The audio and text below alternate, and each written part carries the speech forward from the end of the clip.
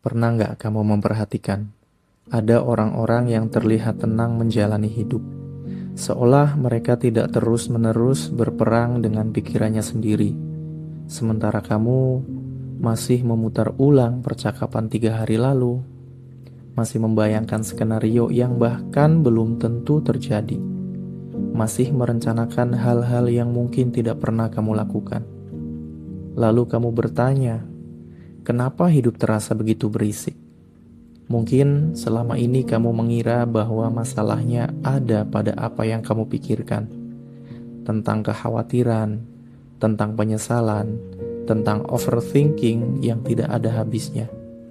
Tapi sebenarnya masalahnya bukan isi pikiranmu.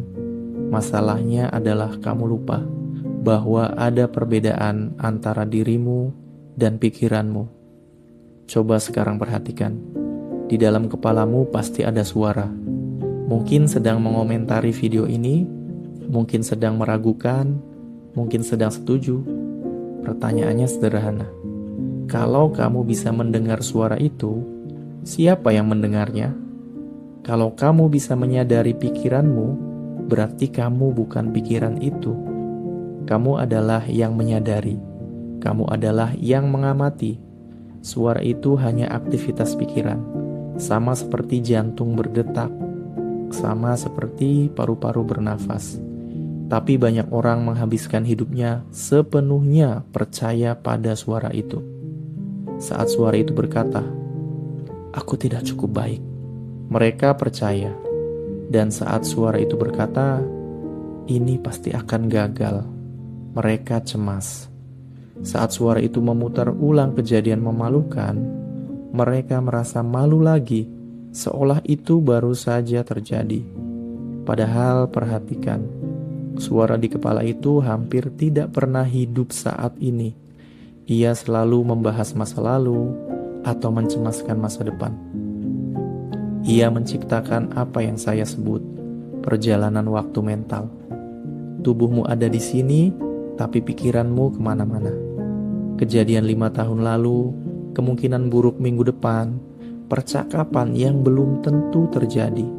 Dan setiap kali kamu menanggapi suara itu, berdebat dengannya, mencoba melawan atau membuktikannya salah, kamu justru memberinya bahan bakar. Suara itu terus hidup karena kamu terus memberinya perhatian. Orang-orang yang terlihat tenang itu bukan karena pikiran mereka berhenti, tapi karena mereka tidak lagi menganggapnya sebagai kebenaran mutlak. Mereka mendengar pikiran itu, tapi tidak tenggelam di dalamnya. Dan saat kamu benar-benar menyadari perbedaan ini, perasaan terjebak di dalam kepala perlahan menghilang. Sekarang, saya ingin kamu mencoba sesuatu. Perhatikan pikiranmu beberapa detik ini. Dengarkan suaranya. Lalu tanyakan lagi pada dirimu, siapa yang menyadarinya? Kesadaran yang mengamati itu, itulah kamu. Bukan ceritanya, bukan komentarnya, atau bukan kekhawatirannya. Sebagian besar penderitaan kita itu bukan datang dari kejadian itu sendiri, tapi dari cerita yang kita buat tentang kejadian itu. Seseorang membalas pesan dengan singkat. Kemudian pikiranmu membuat cerita. Kok dingin ya? Apakah dia berubah? Jangan-jangan aku salah. Lalu kamu merasa sedih. Padahal semuanya baru terjadi di dalam pikiranmu. Kita sering mengalami reaksi emosional penuh terhadap skenario yang bahkan belum nyata. Dan ketika kamu menyadari pola ini, kamu akan melihat sesuatu yang mengejutkan. Selama ini kamu seperti tinggal di penjara mental. Padahal pintunya tidak pernah terkunci. Lalu bagaimana caranya berhenti hidup di dalam kepala? Bukan dengan menghentikan pikiran. Itu hampir mustahil. Tapi dengan memindahkan perhatian. Saya menyebutnya latihan, sadari, dan sebut. Saat kamu sadar pikiranmu mulai berputar, berhenti sebentar. Lalu katakan dalam hati, aku menyadari pikiranku sedang mengulang percakapan tadi. Atau, aku menyadari pikiranku sedang mencemaskan besok.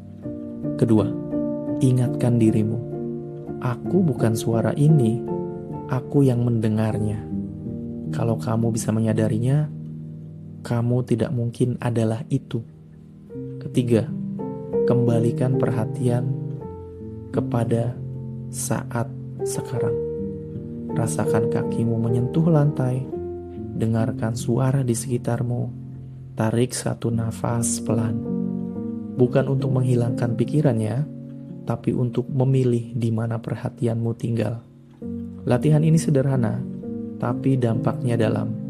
Awalnya mungkin kamu masih sering terseret, tapi tidak apa-apa.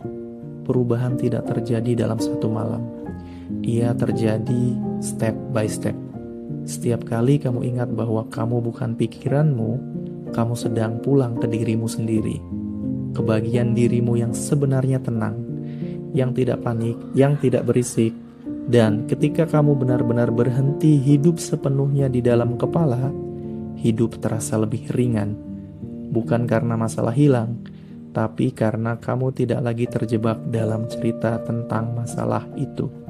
Kalau kamu merasa ini relevan dengan hidupmu, mungkin memang sudah waktunya kamu berhenti mempercayai setiap suara di kepalamu dan mulai hidup dari kesadaran yang lebih dalam.